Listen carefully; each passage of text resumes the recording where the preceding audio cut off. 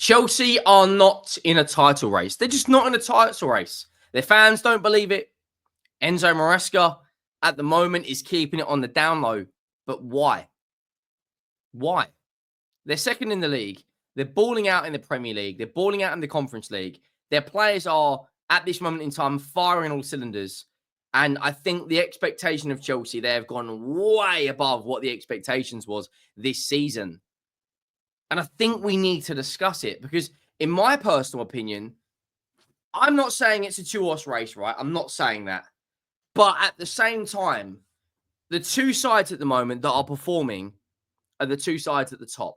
Arsenal drawn their last couple of games, and something's off about them this season, heavily reliant on set pieces. Manchester City are falling off a cliff.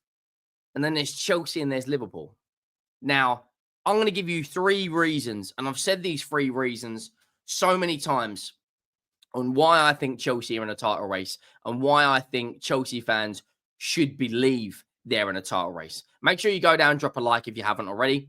That would be greatly appreciated. If we get it 300 likes, that would be absolutely glorious.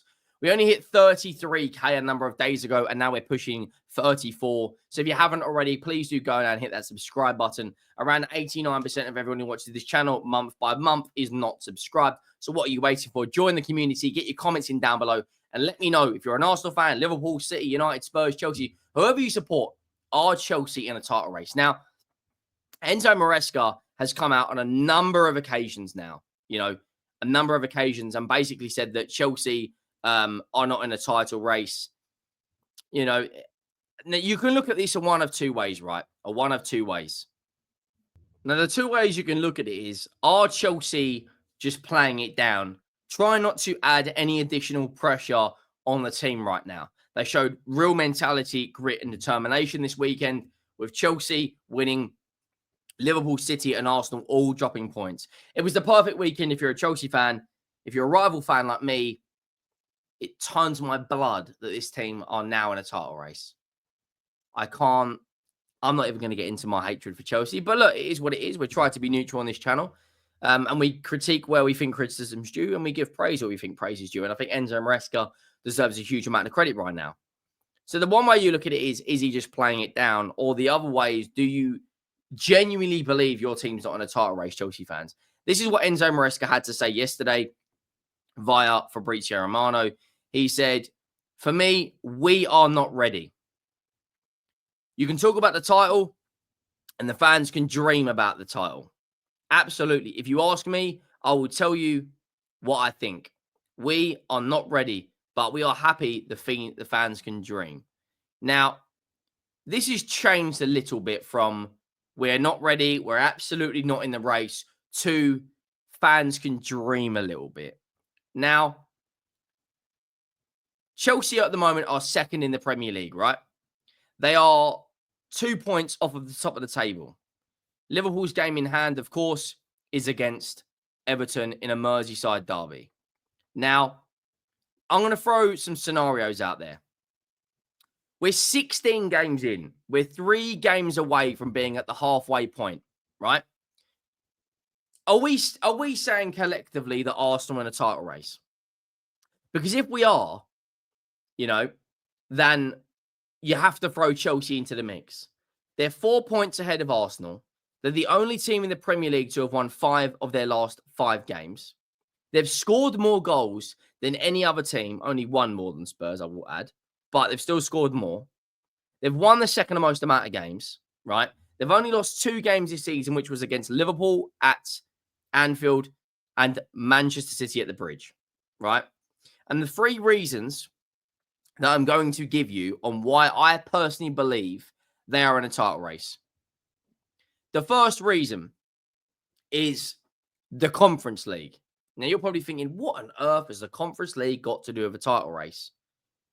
Liverpool, Manchester City, and Arsenal all had to go full-strength teams against Juventus, against Girona, and against Monaco. That was the 3 teams that Liverpool, Arsenal, and Manchester City faced. This was the Liverpool team, right? Very, very strong. Practically the best 11 they could have chosen. Maybe you could argue Jota up front, or maybe you could argue Konate comes back in. But it's a very strong team, we can all agree, right? This was the team that Arsenal played against Monaco in a 3-0 win on, was it Wednesday? I think it was Wednesday night, right? Let me just show you this because this should make a lot of people kind of see my point. That was the team. Arguably, their best 11. Some people would argue, well, of course, Havertz starts for me. Gabriel and Ben White. But it's still a very good team. There's still Declan Rice, still Saliba, still Odegaard, still Saka, still David Raya, right? The Manchester City side that lost to Juventus at Turin. Manchester City right now are 22nd. That's right, you heard that correctly. 22nd in the Champions League, which to me is absolutely insanity right now that we're talking about the Premier League champions at 22nd. The team that they played against Juventus, very, very strong. A back four that's played a number of times together with Vardy, Diaz, and Walker. You could argue with Kanji or Ake on that left-hand side. But you still got De Bruyne, you still got Silva, still got Gundogan, still got Haaland. Still a lot of quality in there.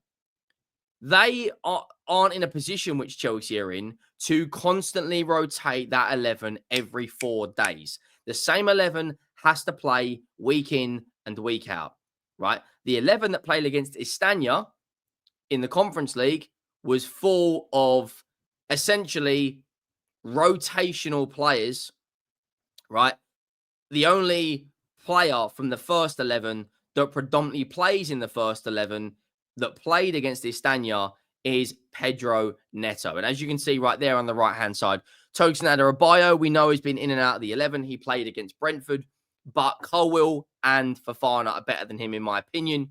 And the only reason Neto played was because of a suspension that he had in the Premier League, hence why he didn't play yesterday against Brentford. So there's the first reason, squad depth in the competition you're in. The second reason is the transfer window. So far, under Todd Boehly, Chelsea have spent £1 billion to have rival fans and other just people that don't understand how it works is, they spent £1 billion, they should be in the title race. Well, the chunk of that billion is for players that will eventually be sold on and will not be in that Premier League 11. Kieran Dewsbury-Hall, the only way he comes in is through an injury, right? Renato Vega, the only reason he comes in is if there's an injury. These players are what you call, they're not fringe players, they're rotational players. And a lot of them are going to get sold or loaned out in the next 2 to 4 years. And the final reason in why I personally believe Chelsea are in a title race is because every single player right now understands their role in an Enzo Maresca side. This 11 that played yesterday against Brentford, who are a very good side, who have beaten a lot of teams at home this season, but we know their away form isn't that great. You know, we can't sit around and call Chelsea a one-man team like a lot of rival fans try to do to Liverpool and Arsenal in terms of indirectly hating on Saka and Salah. Madueke, criticised, comes back with an assist. Sancho, that looks like some of the best transfer business done in ages. He's cooking this season. Enzo Fernandez, 10 goal contributions in his last 7 games. Caicedo alongside Lavia for me have been the 2 best central midfielders in the Premier League. Jackson, you know, what's he got? 11 goal contributions this season now. Gusto at right back has been very good. Cucurella for me alongside Caicedo and Palmer have been the best 3 Chelsea players. Lavia as well. Let's not forget how great he's been, you know. And they didn't exactly have a hell of a lot of talent on the bench from an attacking position. Yes, they had Christopher Nkunku, Kieran Dewsbury-Hall, you know, Jorgensen, obviously backup goalkeeper, Disasi, George winger, Akpom, right back, Gu, number 9, Saki, midfielder, and Vega, defender. So it's not like people are saying, like, oh, but they spent £1 billion, you know, look at, they should have a stronger bench. It's not part of the plan. The plan at Chelsea is to build as well as generate huge revenue from it. And I genuinely think Chelsea fans at this moment should start believing. You look at the fixtures they've got coming up as well, right? Look at the fixtures. You know, Liverpool have got Forest away coming up, Manchester United and Spurs. This is Chelsea's next 8 games. Not next 2 or 4. Look at their next 8 games and tell me you do not see a minimum of 7 wins.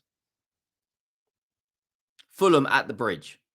Bournemouth at the Bridge. Wolves at the Bridge. That's 9 points. Palace away will be tough, but I think they'll get it done. Everton away will be tough, but I think they'll get it done. Ipswich away, same again. Shamrock Rovers and Morecambe, they will steamroll them. Absolutely steamroll them. It gets tricky after the Wolves fixture because then the next day you've got Spurs, you've got Brighton away, you've got Chelsea away to the Etihad, City, Arsenal away in there as well, Villa away. These next 8 games are very, very tough. I'm not going to lie. But the first 8, if they put themselves in a very, very good position, very, very good position, come the 20th of January on the final whistle against Chelsea versus Wolves, why not? Why? What if Arsenal are in a title race and Chelsea are 4 points clear, scoring more goals, performing better, collectively across the board, have players in better, like overall performances? Look at Arsenal's next 8 games. You know, they've got Villa, they've got Man United in the cup, they've got Spurs, they've got Brighton away, they've got Brentford away. Those games are a lot more difficult than Chelsea's next 8. Arsenal, I do expect in the next 8 could potentially have a bumpy ride. Arsenal should have battered Everton. You know, Man City for me are out of the title race now. It's done. It's finito. Their main focus should be how do we get into the Champions League and how do we keep that gap as low as possible between where they are in the top of the league and just try and get into the summer, the January transfer window. Because for me right now, they are not in a title race. And then you look at Liverpool's next 8 games, it's tough as well. You got Brentford away in there. You got Nottingham Forest away in there. You've got Spurs away in there. You got Man United in there. And Liverpool haven't beaten Man United in the last 4 games. Is that right? No, that's not right. No. I think they've won 2 of the last 4. But still, I expect them to beat Southampton. I expect them to beat Leicester, West Ham, Accrington. And they will be favourites for every single one of these games, but it's a lot more difficult run. And if that gap goes from 8 points to, say, 6 points to 4 points to 2 points, eventually the conversation is really going to hit the media and a lot more people are going to be saying Chelsea are in a title race. I personally believe at this moment in time they are. I'd love to know your thoughts. Make sure you go down and drop a like on the video. Make sure you have subscribed to the channel. We are just under 800 subscribers, I believe, from 34,000. I will see you on the next one. Thank you for watching. I am out.